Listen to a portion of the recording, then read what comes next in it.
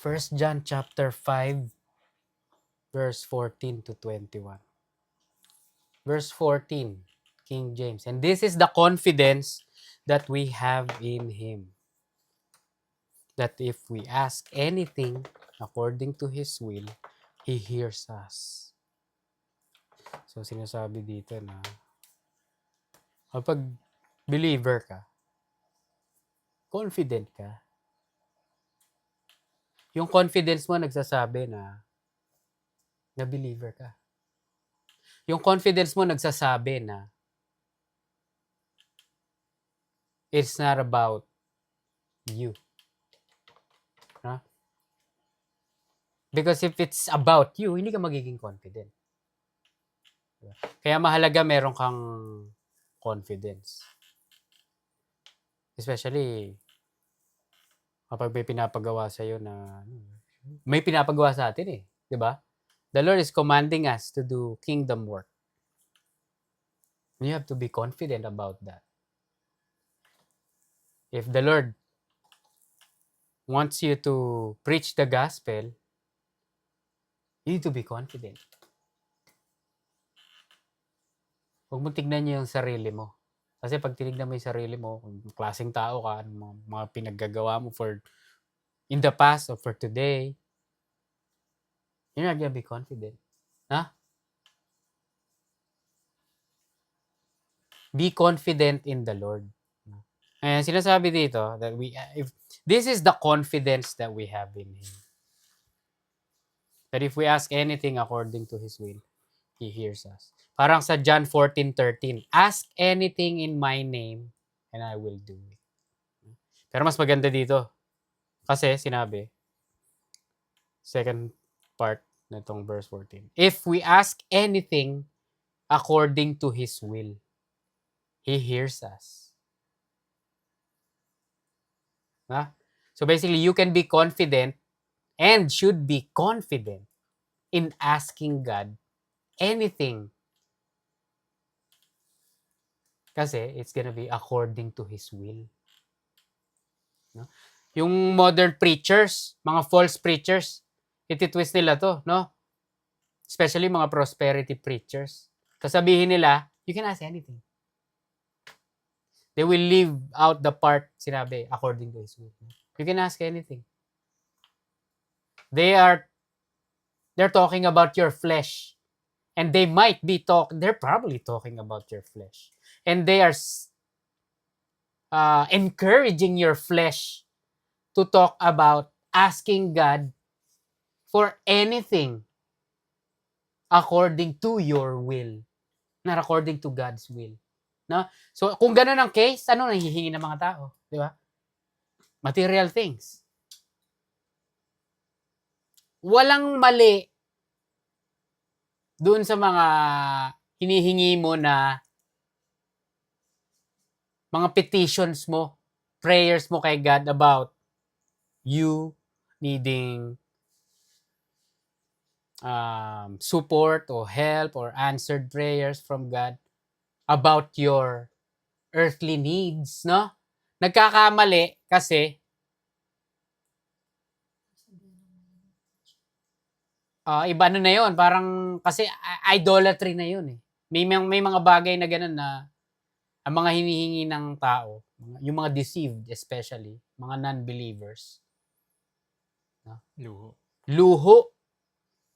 Desires. Lust. No? Gusto nila ng maraming pera, gusto nila ng anything na mapapalayo yung sarili nila kay Lord. Anything but the Lord. Yun ang ano nila, no? Anything but spiritual things, basically. Pero ang sinasabi dito, if we ask anything according to His will, He hears us. Pinag-aralan na natin yun.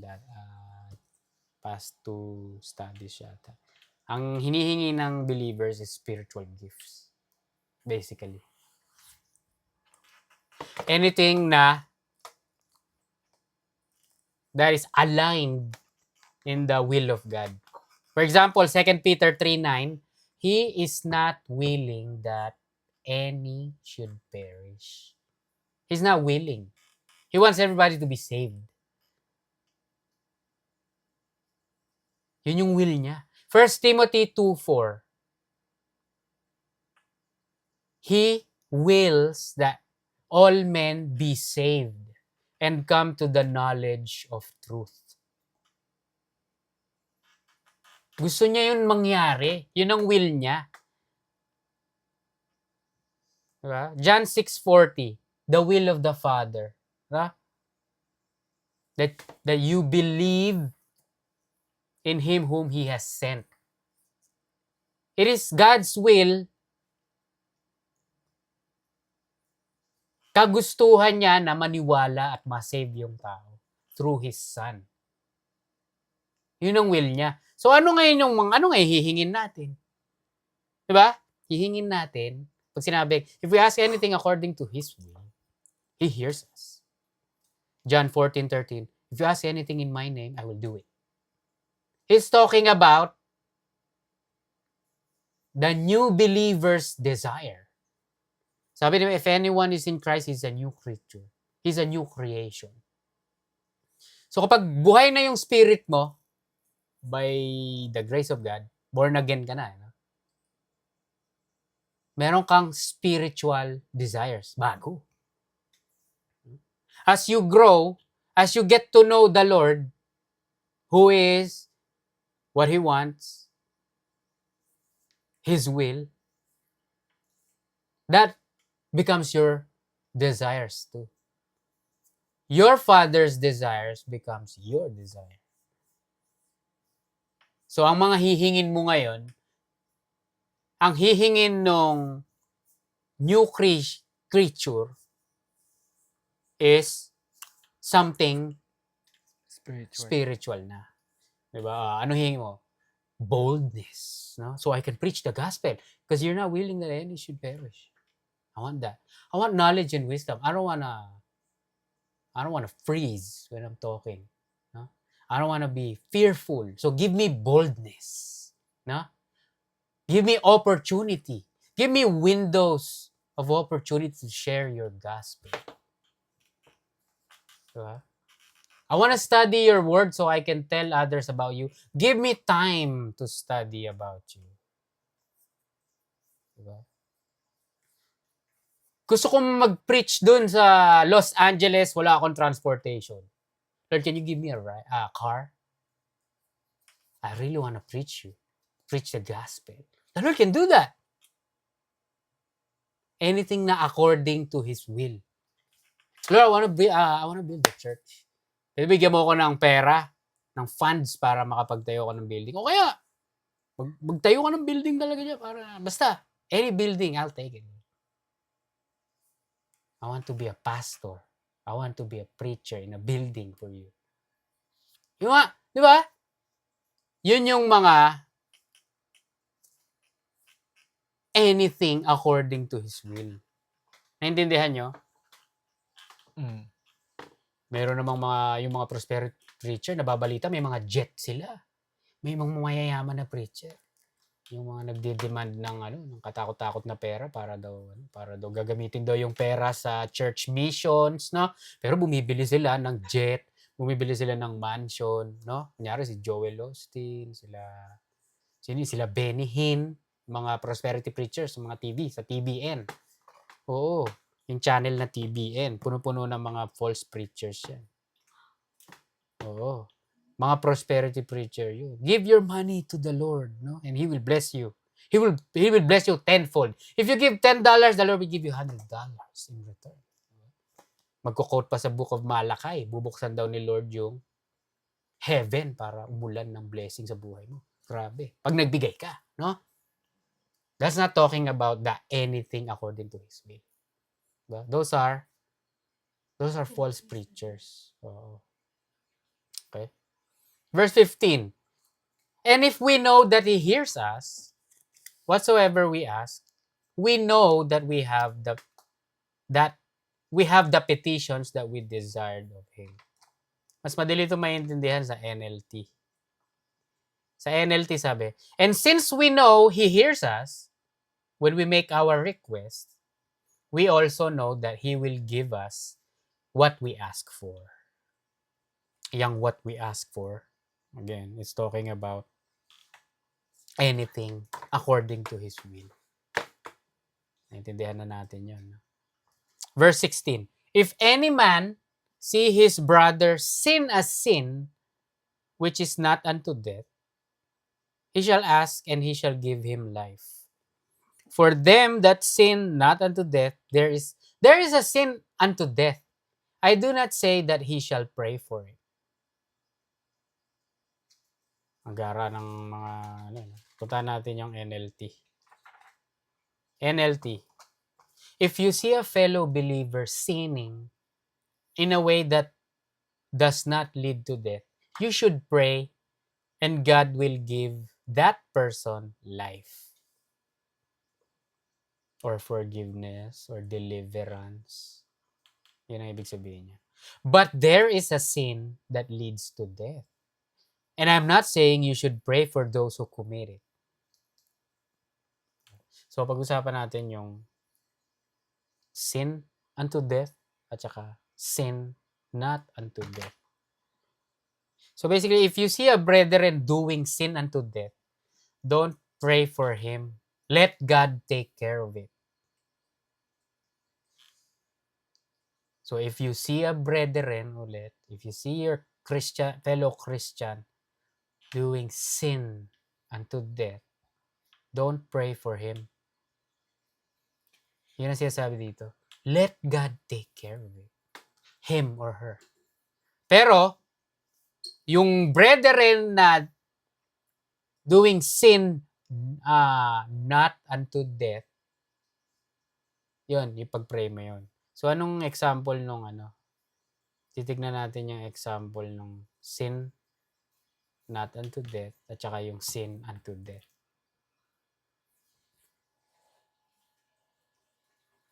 Una, I wanna mention na this is not Hebrews 4:4-6. And this is not the unforgivable sin, Matthew 12:31-32. Yung unforgivable sin. This is not it. Another study na yan. Pero yung sin unto death,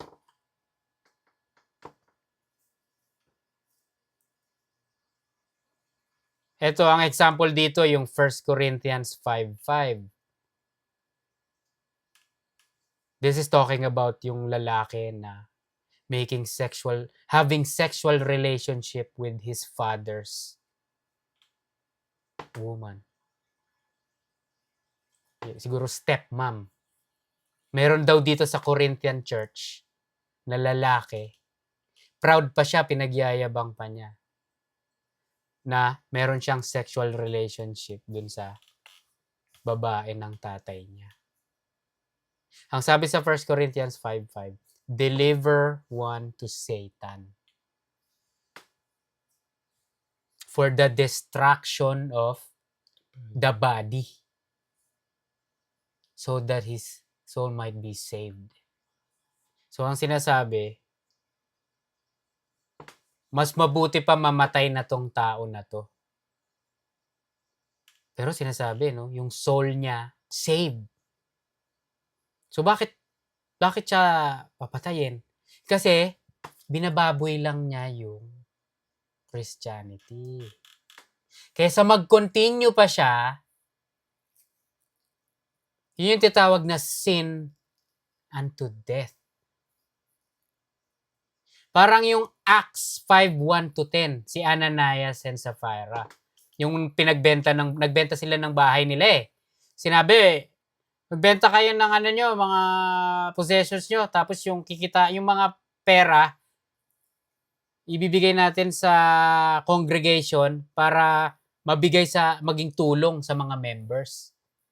Kaso si Ananias and Sapphira, itong mag-asawa, binenta nila yung bahay nila. Kumita pa sila. Nagbigay lang sila, part lang. Tapos they kept the rest to themselves. Ang nangyari sa kanila, namatay sila. Pinatay sila ni God. Nadali sila.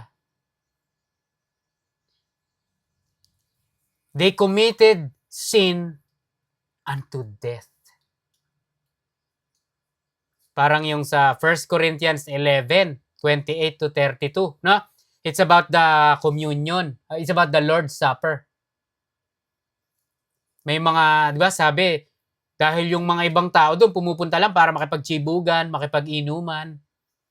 Binastos nila yung ordinance na Lord's Supper, na? They didn't come there to remember and commemorate the death of the Lord Jesus Christ on the cross. Pumunta sila doon para kumain at makipag-inuman. Ang nangyari sa kanila, sabi ni Paul, some of you guys are sick, Sleep. some of you guys are weak, and some of you are dead. So, yun yung example na sin unto death. So, malinaw yun, no? May mga believer na ganyan. So, ang sinasabi dito sa, sa verse 16, ang ipagpe-pray mo, yung brethren mo na committing sin not unto death. Okay. Ano yung sin not unto death? For example, Mark 9:24. Praying for brethren's unbelief. Mark 9:24. May tao dito na sinabi niya, pray for my unbelief. He's committing a sin not unto death. Gusto niyang maniwala eh. May mga brethren na, alam mo yun, nagda-doubt. Dinadoubt nila si Lord. That's a sin. No? But that's a sin not unto death. Naintindihan nyo? Luke 22:32. This is Peter. Satan desired to sift Peter like wheat, to crush Peter like powder to pieces. No? Sabi ni Lord sa kanya, but I have prayed for you that your faith does not fail. Diba? So may mga tao na i-deny si Lord, no? By word, no?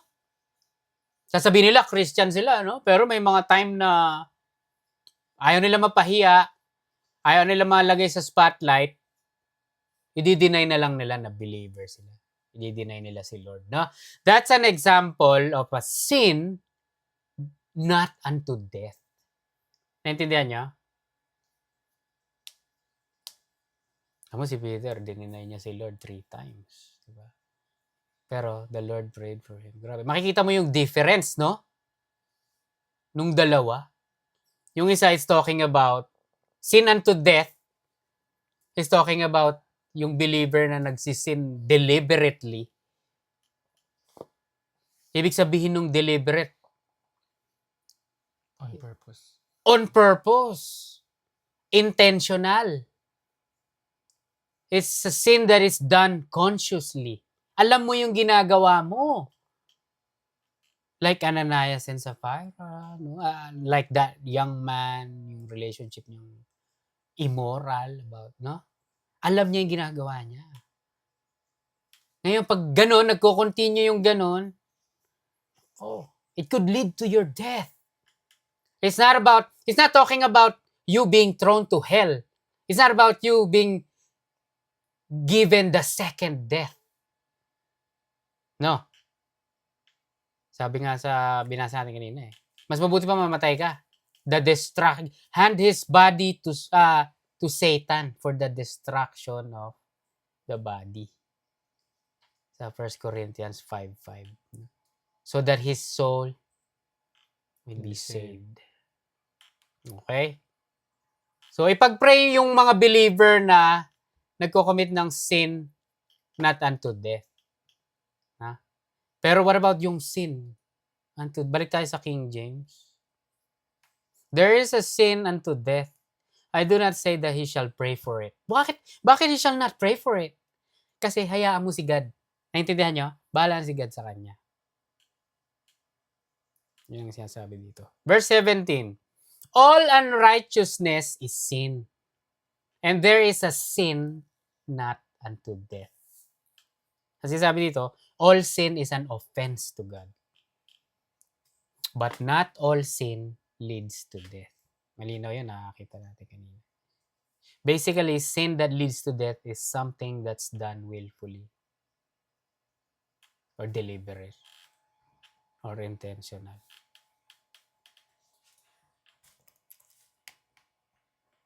Sadya, in a way. Verse 18. We know that whosoever is born of God sinneth not. Ayan na naman ang complicated yan. According sa mga false. Kasi tinitwist yan eh. Sinasabi, no? Pag believer ka na, hindi ka na magsisin. Pag believer ka na, hindi ka na magsisin. Kasi look, we know that whosoever is born of God does not sin. Sinneth not. Yeah. Grabe. Sa 1 John 1:8 pa lang sinabi, no?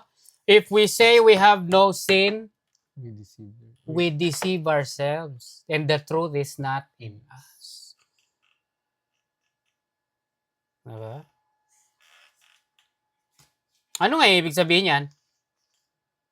Ang ibig sabihin yan, because a brethren is made righteous by faith in Christ. Ibig sabihin yan, so, hindi na siya, he doesn't miss the mark. Pinag-aralan natin yan last time. Because the perfection or holiness of the Lord has fulfilled the standard required by God. And by faith in Jesus, we are made partakers of His righteousness. So, hindi ka na, ang ibig sabihin ng sinneth, di ba? To miss the mark. Ang sinasabi dito, whosoever is born of God, kung Christian ka na daw, you don't miss the mark. Naintindihan nyo? Nag-aralan natin yan last time. Meron akong nakitang clip sa YouTube. Panoorin nyo to. Pakinggan na lang dito sa ano. Not all sin is willful. In Numbers 20. Do you ever voluntarily sin is a question. Do you ever voluntarily sin? I wouldn't say all sin is willful. Absolutely not. Do you ever voluntarily sin? My question. You're not missing. Do you ever voluntarily? Do you ever? I'm trying to give you an answer. You're talking over me. Okay, there are chances where somebody could voluntarily sin. Do you? Choice. I'm asking you. Whether or not I personally do. All right, I'll ask you one last time and then we'll move. Do you specifically? Do you ever voluntarily sin? Not presently, no way. So you don't ever voluntarily sin? Voluntarily, like go willfully sin. Let's say go on a killing spree. Absolutely not. Or I didn't say go on a killing spree. Did you ever lie? No, I don't lie. You don't lie. I used to in the past. You never lust? You never lust? Lust? I don't lust. You don't lust. What sin do you commit? Well, probably sinful thoughts that would just pass by, cross the mind, and that's not something that I willfully do. It's something that happens. Do you sin voluntarily ever? Not all sin is willful. In Numbers 20. Do you ever voluntarily sin is a question. Do you ever voluntarily Grabe, di ba? I wouldn't say all Yan yung tinutukoy ng 1 John 1:8. If we say we have no sin, we deceive ourselves. May mga tao na ganun. Ang masakit nun, if you believe that, the truth is not in you. Diba? Ano sabi sa James 2:10? Basahin mo, James 2:10.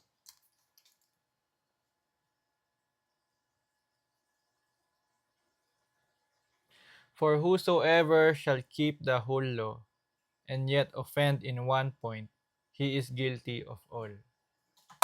Sabi mo, narinig mo yung sinabi ng lalaki kanina, I used to in the past. Pero hindi na daw ngayon. Did you lie? No, dati lang. Hindi na daw siya nagsisin. Diba? May mga taong ganun. Ganun ba tayo? No, we don't. Malinaw yung 1 John 1:8. We don't say we have no sin. Kasi if we say that, we deceive ourselves. And the truth is not in us. Ang ibig sabihin ng offend dun sa James 2:10, yung Greek word is patayo. Ibig sabihin to fail, to err, to stumble, or to sin, to trip. Nadapa. Kunyari, kinikip mo yung mga tao, you keep the 10 Commandments, no? Okay, let's go. Let's try. Let's test kung perfect mo, no? Nadapa ka ba at one point na guilty ka ba? Have you ever lied? Yeah. Good. There you go. Sabi sa James 2:10, isa lang. If you offend at one point, if you trip, if you stumble, if you err, if you fail, if you sin in one point, you're guilty of all. You're guilty of breaking all of it. Sinner ka na, di ba? Yet may mga tao na, I don't sin. Grabe yung what about your thought? Those are not deliberate. Nangyari. I thought of it. Pero that's not willful. Grabe, di ba?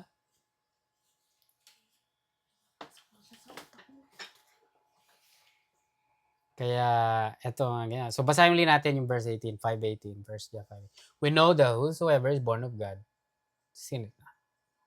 But he that is begotten of God, keeps himself. Ibig sabihin nito si Lord, no? The begotten of God, sa Lord Jesus. He keeps His people. We are kept by the Lord Jesus Christ. Ibig sabihin yung pinag-usapan natin, no? About the perseverance of the saints. We persevere, it is because of the Lord Jesus Christ. We are kept. The believers are kept by the Lord Jesus Christ. Ay yung last part ng 1 John 5:18. And that wicked one toucheth him not. And that wicked one toucheth him not. The enemy Satan, ibig sabihin, cannot harm us or take our life from us.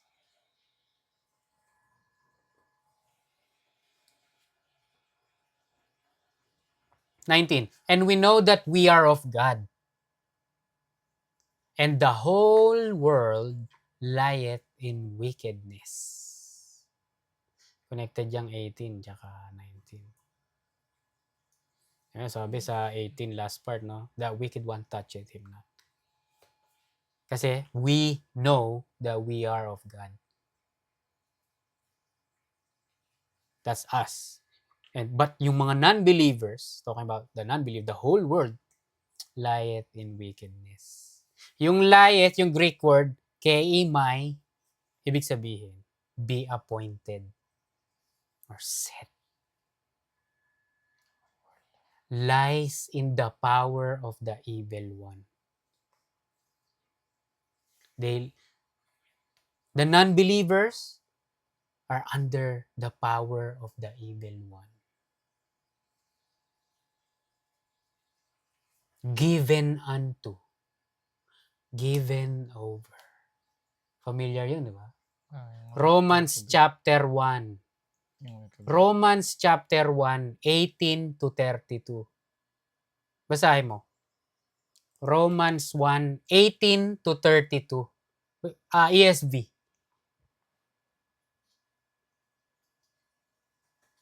For the wrath of God is revealed from heaven against all ungodliness and unrighteousness of men, who by their unrighteousness suppress the truth.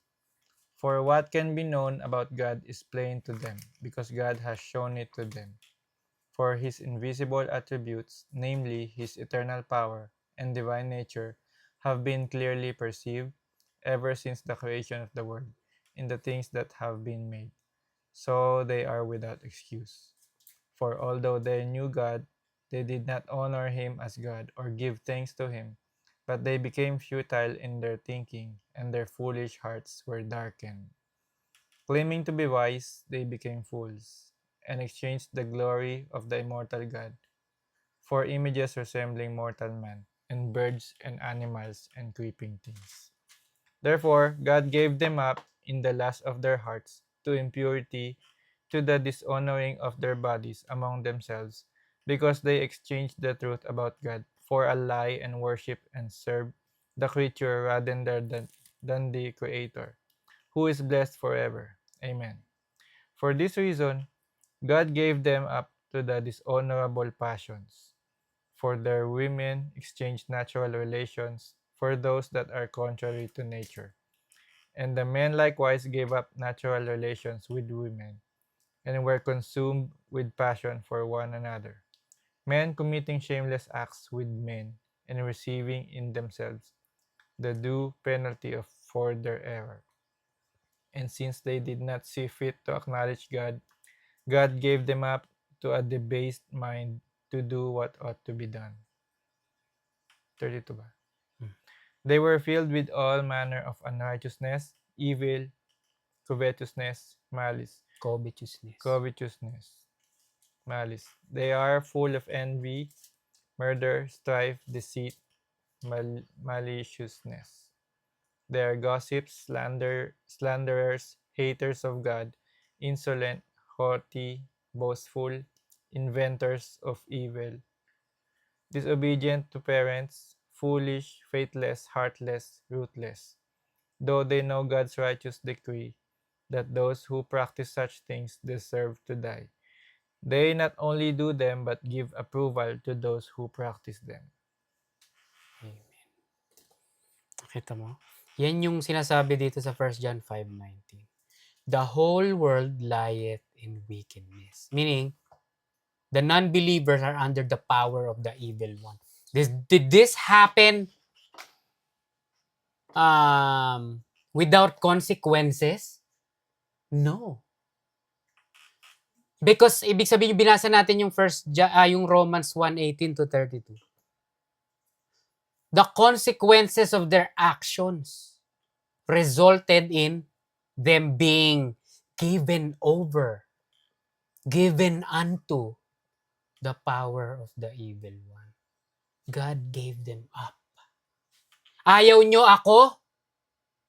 Pipiliin nyo yung yung mga kasalanan nyo, yung immorality nyo, yung mga lustful passion nyo? Okay. In-honor ni God yung kagustuhan nila. Diba? Sinasabi diyan sa Romans 1. Makikita mo yung existence ni God through the creation. No?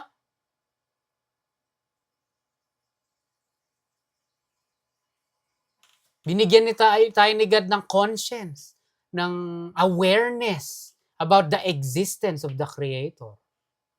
No? Sabi niya, walang excuse ang tao. They have chosen to rebel. They have chosen to not choose God. Ang result,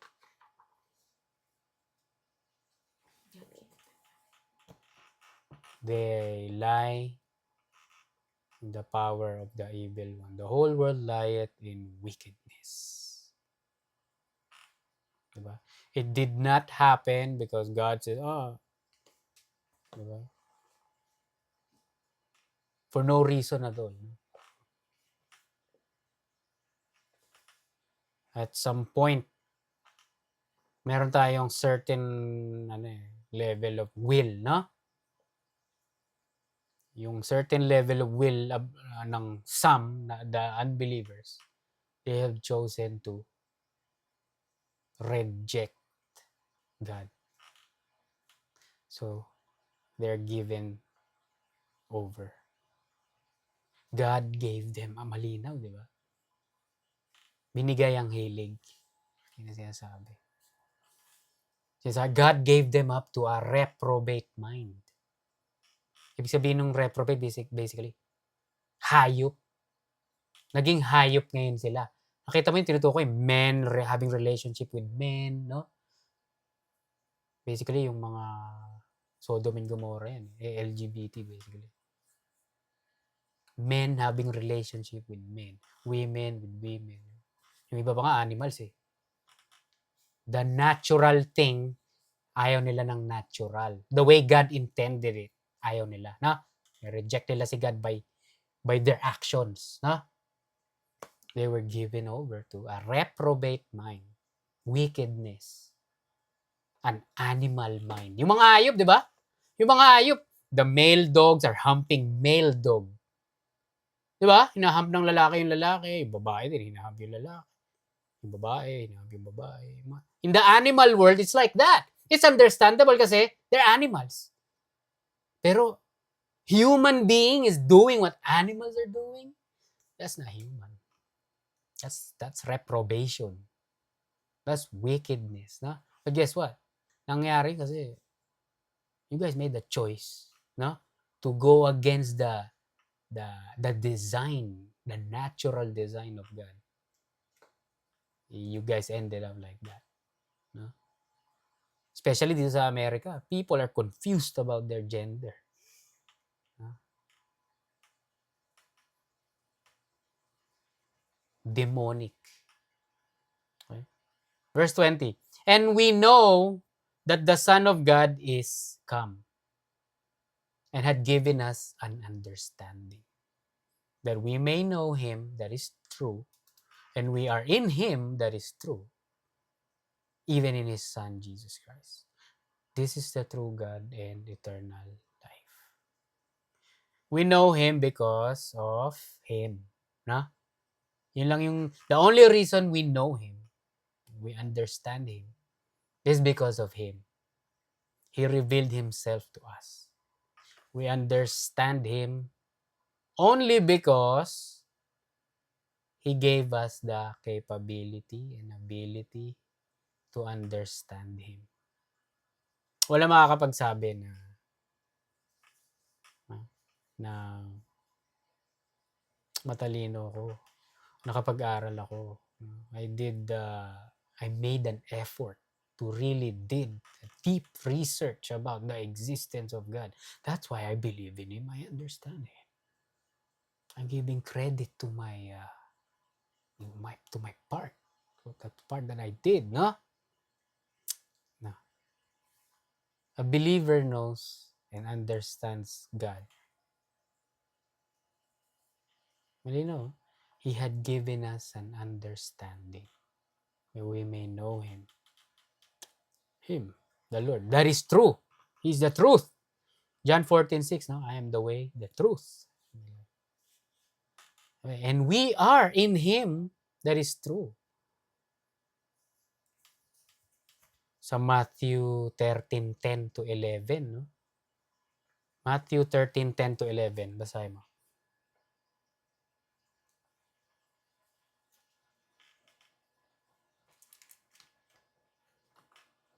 13:10. ESV. He's talking about the parable of the sower. After the parable of the sower, tinanong siya ng disciples. Basahin mo. Then the disciples came and said to him, Why do you speak to them in parables? And he answered them, To you it has been given to know the secrets of the kingdom of heaven, but to them it is not been given. Nakita mo? Hindi maiintindihan ng tao as in a general sense the word of God kasi it is not given to them. To them it's like a parable. Hindi nila maintindihan yun. Ang lalalim yun. Tinanong siya, bakit sa kanila? Ang parable. Ayaw mo na lang linawin sa kanila. Ayaw mong i-explain yung mga sinasabi mo, Gara. Sa amin, ini-explain. Ayun, malinaw. No? To you, the mystery of the kingdom has been given. To them, it's not. It's not. Diba? That's the sovereign choice of God. To select whoever, kung sino yung gusto niyang pag-revealan ng sarili niya. It's his choice, no? It's not man's choice. Naintindihan niyo? Kaya yung sinasabi dito, he had given us an understanding sa 1 John 5:20. Sa kanila, mystery. Sa atin, revelation. Sabi dito, no? This is the true God. Talking about the Lord Jesus Christ. True God? Ba't meron pa bang iba? Diba? Wala. Kasi sa mga tao, diba? Ano pa? He is the true God and eternal life. The Lord Jesus Christ is eternal life. To have Him is having eternal life. To have the Lord. If you believed in the Lord Jesus Christ, guess what? You have eternal life. That's how you get eternal life. John 3:16, malinaw, no? For God so loved the world that He gave His only begotten Son. And whosoever believes in His Son shall not perish but have everlasting life. Whosoever believes in His Son will have eternal life. Because the Lord Jesus Christ is the very thing that defines eternal life. He is eternal life. He is an eternal being. We are not an eternal being. No? So to become eternal, meaning so we could be able to live forever, we need the Lord Jesus Christ. We need to live forever. We need to be an eternal being so we can be in a place that is eternal. Kasi itong earth is temporal. No? Yung mga non-believers, people without the Lord Jesus Christ, the people who do not believe in the Lord Jesus Christ, they're not gonna live forever. They are gonna live forever in hell. Diba? But eternal life with the Creator, we can get that by believing in the Lord Jesus Christ. Sinabi dito, He is the true God.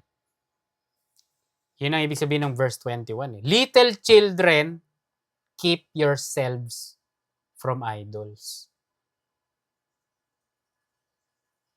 Keep yourselves from idols, guys. Kasi we have the true God.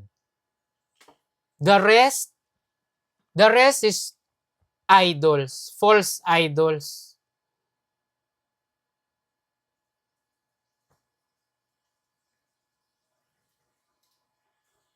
An example ng mga false idols, basically, money. Money could become an individual's idol. Family. Your work. Your job. Your loved ones. Material things. Your possessions. Your house. Your car. Earthly goals. Those are idols. There's some idol already, literal idol, no? Especially mga Catholic, no? They have a literal idol, carved images, graven images, no? Pero hindi lang yun ang danger. Eto pa, yung what was mentioned are idols too. Ibig sabihin, wino-worship mo. Worship means yung worth, no? You're giving them worth. Mga bagay sa buhay mo, mga tao sa buhay mo, you worship that. That becomes idolatry. Is it possible for Christians to be idolaters? It is possible. It is possible. It is possible to get caught up in giving worth to false idols instead of worship towards the true God.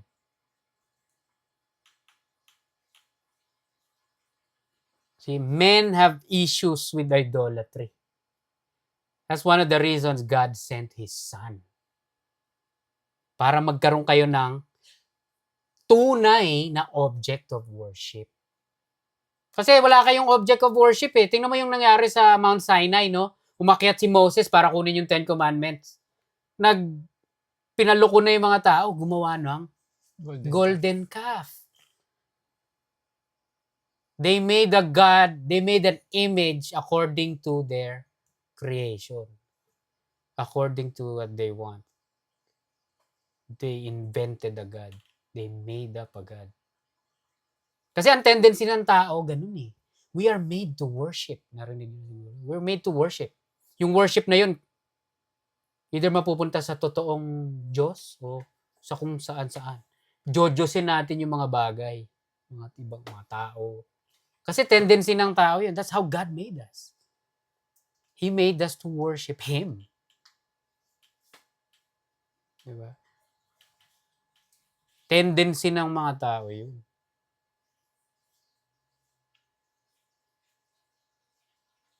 So, it is possible na maging idolater yung mga Christian. Ma-caught up sila ng mga ina-idolize nila sa buhay nila. Gino-Diyos nila sa buhay. Pina-prioritize nila sa buhay. Wala ka na ngayong time dun sa true God. O kaya divided pa, no? Number 2 lang yung true God sa buhay mo. Kasi busy ka, may pamilya. I have to provide for the family. Diba? Yes, idolaters, in a sense, were a Christian's priority. Idolaters ang Christian, in a sense. Ang priority nila, earthly. Yun yung idolatry ng Christians. Kaya sinasabi, keep yourselves from idols.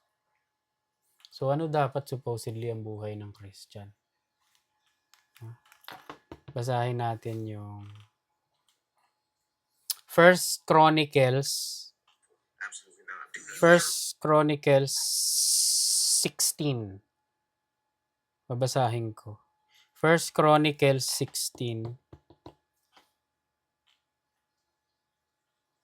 8 to 17 tapos 23 to 36. Ito ang buhay ng Christian. Okay, verse 8. Give thanks unto the Lord. Call upon His name. Make known His deeds among the people. Sing unto Him. Sing psalms unto Him. Talk ye of all His wondrous works. Glory ye in His holy name. Let the heart of them rejoice that seek the Lord. Seek the Lord and His strength. Seek His face continually. Remember His marvelous works that He had done, His wonders, and the judgment of His mouth. O ye seed of Israel, His servant, ye children of Jacob, His chosen ones. He is the Lord our God. His judgments are in all the earth. Be ye mindful always of His covenant, the word which He commanded to 1,000 generations, even of the covenant which He made with Abraham, and of His oath unto Isaac, and had confirmed the same to Jacob for a law, and to Israel for an everlasting covenant. 23 to 36. Sing unto the Lord, all the earth. Show forth from day to day His salvation. Declare His glory among the heathen, His marvelous works among all nations. For great is the Lord, and greatly to be praised. He also is to be feared above all gods. For all the gods of the people are idols, but the Lord made the heavens. Glory and honor are in His presence. Strength and gladness are in His place. Give unto the Lord, ye kindreds of the people. Give unto the Lord glory and strength. Give unto the Lord the glory due unto His name. Bring an offering and come before Him. Worship the Lord in the beauty of holiness. Fear before him all the earth. The world also shall be stable, that it be not moved. Let the heavens be glad, and let the earth rejoice, and let men say among the nations, the Lord reigned. Let the sea roar, and the fullness thereof. Let the fields rejoice, and all that is therein. Then shall the trees of the wood sing out at the presence of the Lord, because he cometh to judge the earth. Oh, give thanks unto the Lord, for he is good, for his mercy endures forever.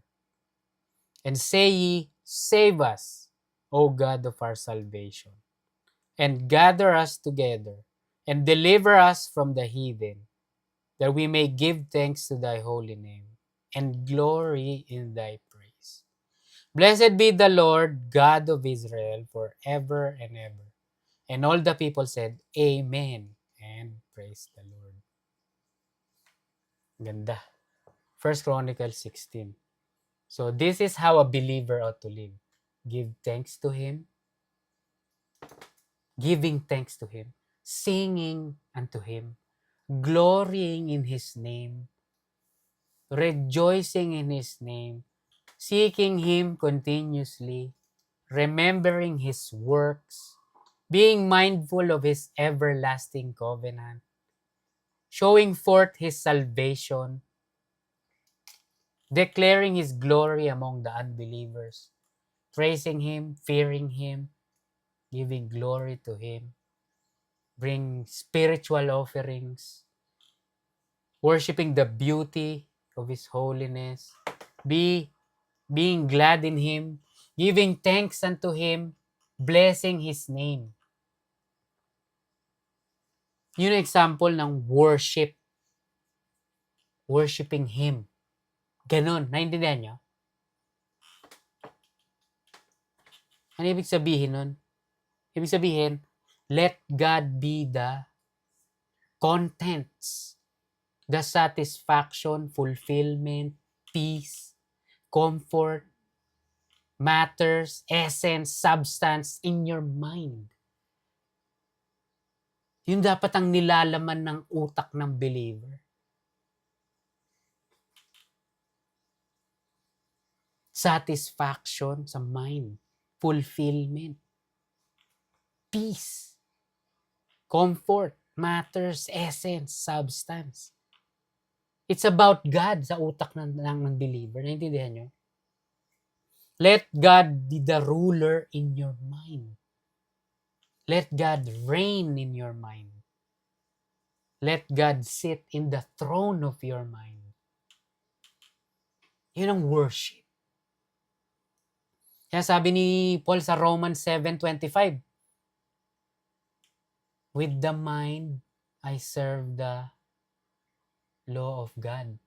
Diba? With the mind. Ibig sabihin ng serve, dole, o ibig sabihin, slave, in bondage. So sabi niya, with the mind, I serve the law of God.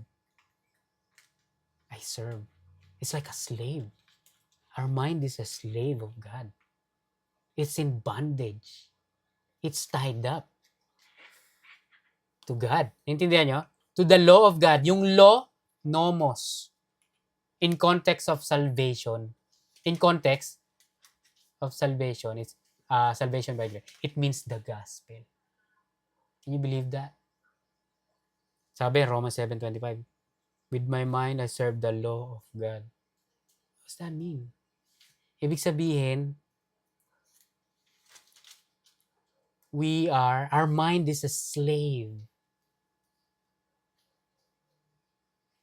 in the gospel. Slave of the gospel.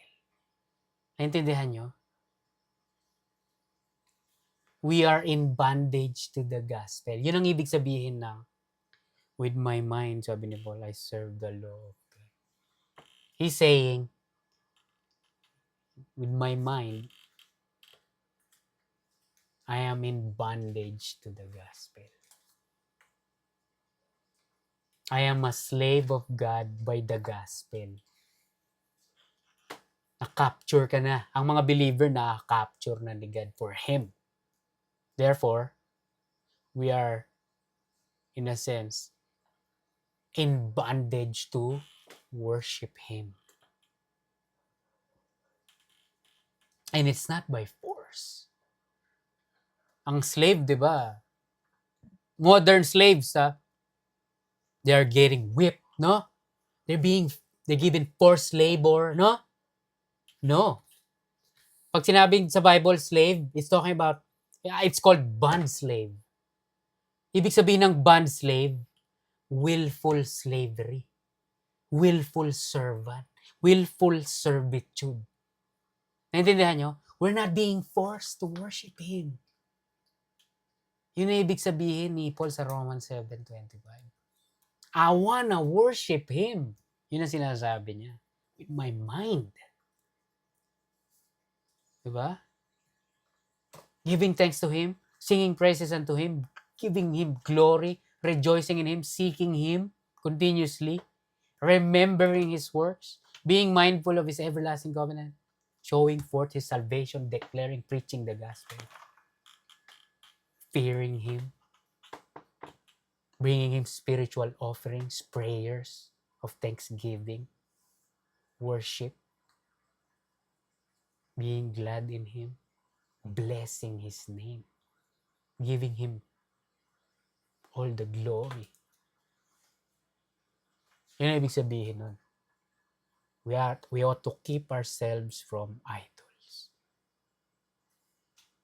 Because we have the Lord Jesus Christ, the true God, to worship.